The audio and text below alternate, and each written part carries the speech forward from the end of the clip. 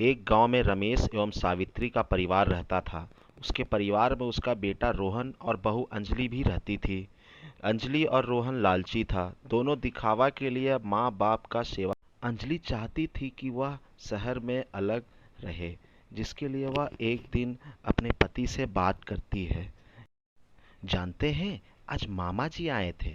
वो बता रहे थे कि शहर में फैक्ट्री में एक जॉब खाली है और वेतन भी उसमें बहुत ज़्यादा है। अच्छा, मामा को बोलकर आपके लिए उस जॉब का बात करूं? लेकिन अंजलि, माँ बाप की संपत्ति छोड़कर जाना अभी सही नहीं है। अरे चलिए ना, यहाँ गांव में क्या रखा हुआ है, ऐसे भी माँ बाप की संपत्ति कहाँ भागी जा रही है। फिर रोहन मान जाता है शहर जाने के लिए और वो बहू अपने माँ बाप से बात करते हैं कि मैं शहर जा रहा हूँ। माँ बाप उसके सच्चे मन के रहते हैं, वो अपने बेटे और बहू के कपटी दिमाग को नहीं पढ़ पाते और दुखी मन से अपने बेटे और बहू को विदाई देते हैं।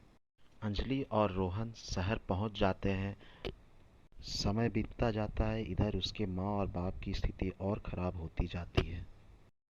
अरे आज घर पर कुछ भी नहीं है। ठीक है, मैं मार्केट जाकर बनिए के दुकान से कुछ लाता हूँ। बनिए की भी दुकान में बहुत उधारी हो गई है, वो भी उधारी देने से मना करता है।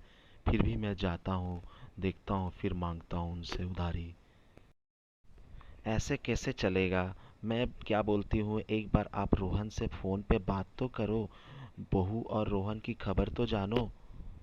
रमेश कई बार अपने बेटे को फ़ोन लगाता है, फिर जाकर रोहन फ़ोन उठाता है। हेलो, कौन? बेटा, मैं गांव से तुम्हारा पापा रमेश। हाँ पापा, बोलिए, आप लोग कैसे हैं? बेटा, यहाँ तो सब ठीक है, तुम अपना बताओ, तुम कैसे हो? पापा, यहाँ भी सब ठीक है। बेटा, अगर तुम्हारे पास कुछ पैसा है तो मुझे यहाँ पर भेज दो। पापा, अभी तो मेरी स्थिति बहुत ही खराब है, मुझे 2 महीने से सैलरी भी नहीं मिली है। इतना बोलकर रोहन फ़ोन काट देता। रमेश समझ जाता है कि बेटा उसका बहाना कर दिया है, लेकिन वह यह बात अपनी पत्नी से नहीं बताता है। अरे आप आ गए, क्या बात है, आप अनाज नहीं लाए? रोहन से आपने बात किया? पैसे नहीं थे और बनिया ने उधारी देने से भी मना कर दिया। अरे तो आप रोहन से मांग लेते। मेरी रोहन से बात नहीं हुई है। समय बीतता गया, इधर दिन प्रतिदिन रमेश और सावित्री की स्थिति खराब होती गई। एक दिन रमेश के घर एक सरकारी ऑफिसर आता है। अरे ये रमेश का घर है क्या? रमेश डरते डरते बोलता, हाँ। अरे आप लोग डरिए मत, मैं सरकारी अधिकारी हूँ। मैं ये बताने के लिए आया हूँ कि रमेश का जो एक ज़मीन है वो सरकार स्कूल बनाने के लिए लेना चाहती है। उसके बदले में सरकार आपको 50 लाख रुपया और मुआवजा देगी। रमेश बहुत ही खुश हो जाता है और यह बात उसके बेटे को पता चल जाता है।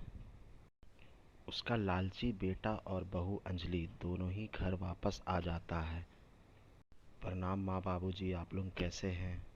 माँ और बाबूजी उसे देखकर आश्चर्य करता और भारी मन से बोलता है कि हाँ, हम लोग ठीक है, और उसे पता चलता है कि उसका लालची बेटा आ गया है।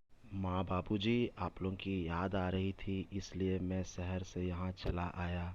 माँ बोलती है, अच्छा किया बेटा आ गया।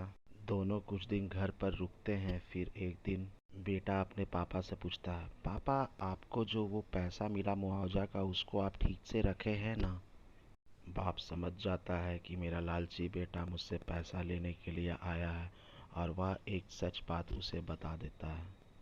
बेटा, मुझे वो पैसा मिल तो रहा था, लेकिन मैंने सोचा कि अच्छे काम के लिए सरकार स्कूल बना रही है, मैंने उसे चैरिटी के रूप में दे दिया। बेटा यह बात सुनकर मन ही मन काफ़ी अफसोस करता है और सोचता है कि अगर मैं शहर नहीं जाता तो ये पैसा मेरा होता। बेटा 1-2 दिन अपने माँ बाप के साथ रहता है और फिर अपना शहर के लिए चला जाता है। इस कहानी से हम लोग को यह शिक्षा मिलती है कि दिखावा के लिए परिवार में नहीं रहना चाहिए और ज़्यादा लालच भी नहीं करना चाहिए, नहीं तो जो है वो भी तुम्हारा चला जाता है। Thanks for watching our video.